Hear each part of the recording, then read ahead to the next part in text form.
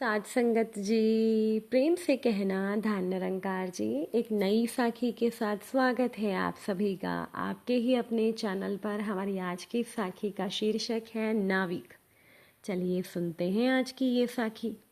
साध संगत जी, एक शाम श्रीमती राधा रानी और गोपियाँ मिठाई, दही और मक्खन से भरे हुए बर्तन ले जा रही थी। उस समय मानसी गंगा काफ़ी बड़ी थी, जो लगभग 8 मील तक फैली हुई थी और रात होने वाली थी। उन्हें घर लौटने के लिए झील पार करनी थी, लेकिन उनके पास यात्रा करने के लिए कोई नाव नहीं थी।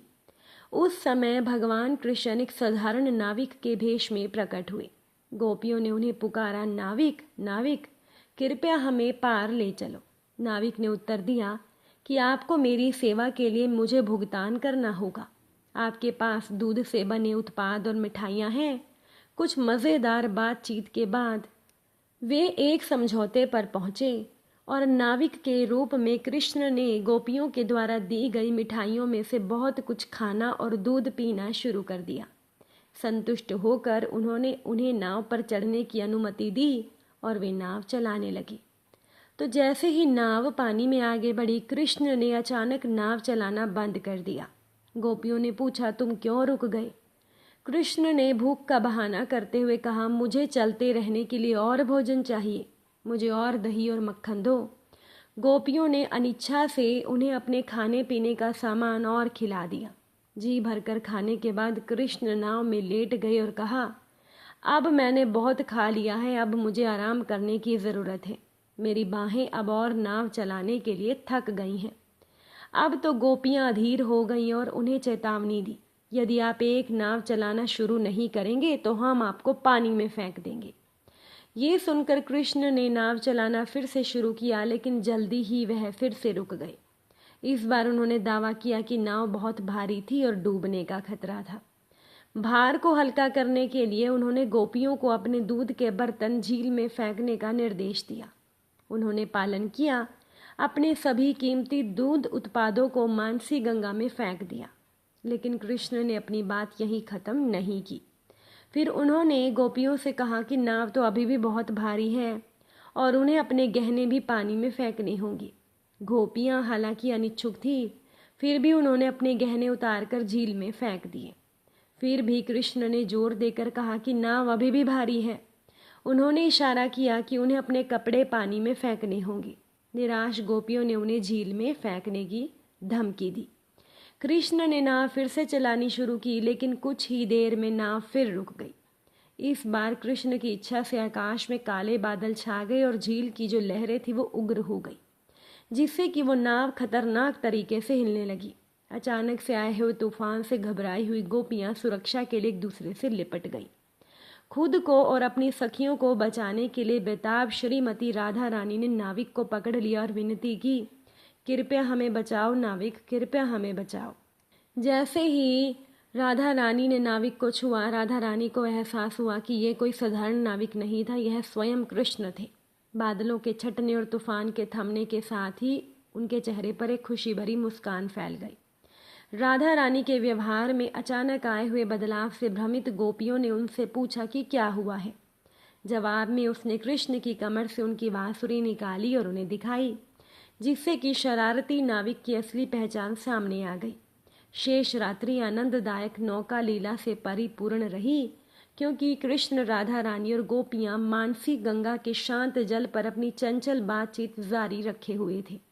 साथ संगत जी, यह लीला कृष्ण भगवान के चंचल स्वभाव और उनके भक्तों के साथ उनके गहरे संबंध को उजागर करती है।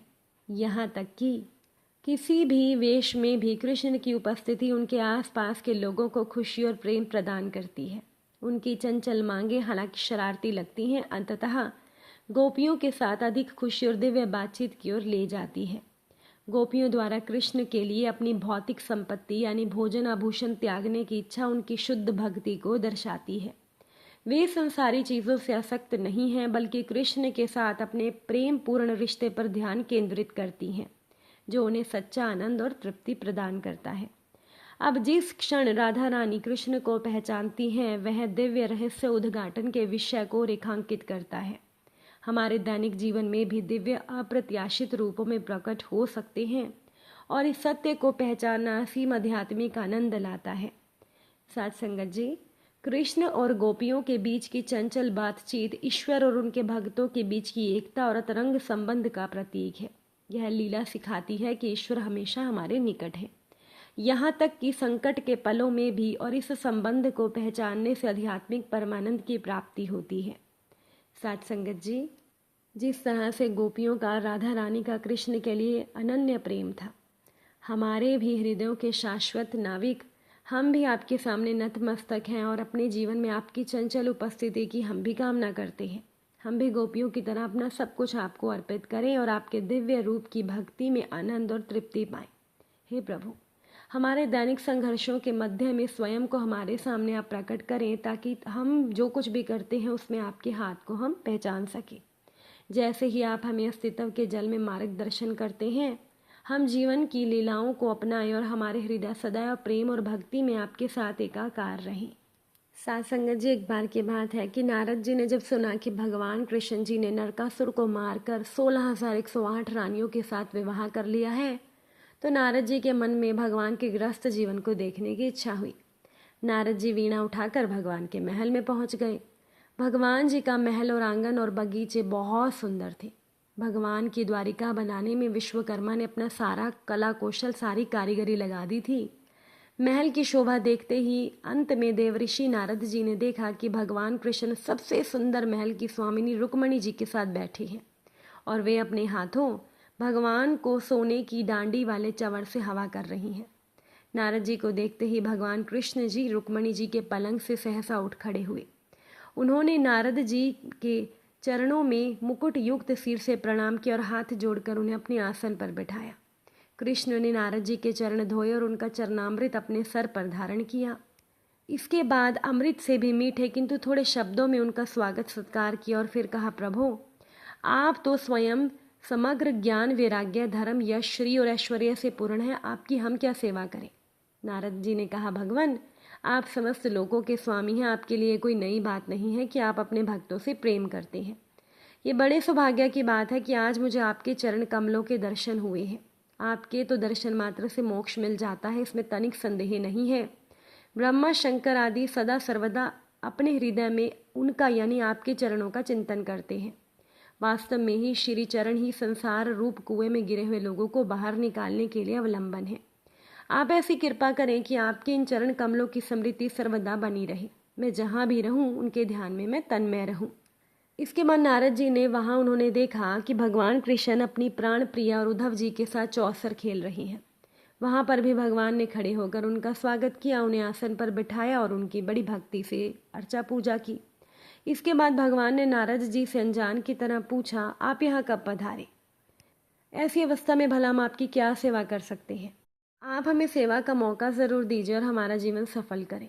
नारद जी ये सुनकर चकित रह गए और अगले महल की ओर बढ़े। भगवान नारद जी ने वहाँ देखा कि कृष्ण स्नान की तैयारी कर रहे हैं। इस तरह से नारद जी ने हर महल में भगवान को अलग अलग काम करते देखा।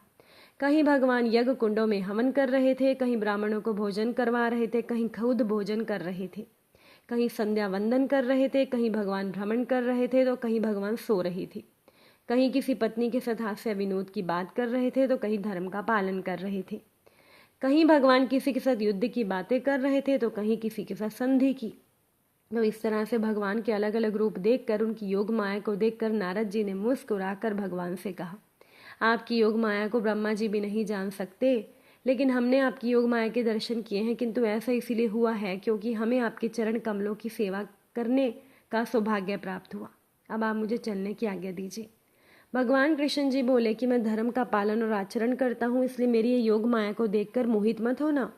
इस तरह से भगवान धर्म का आचरण कर रहे हैं और उपदेश दे रहे हैं। भगवान सभी रानियों के साथ एक एक रूप बनाकर रहते हैं और सुंदर ग्रस्त जीवन का पालन करते थे। सत संगत जी, अगर आज की ये साखी आपको अच्छी लगी हो, वीडियो को लाइक शेयर जरूर कर दीजिएगा। आप सभी से फिर मुलाकात होगी नई साखी नए विचारों के साथ। साथ संगत जी, प्यार से कहना, धन निरंकार जी।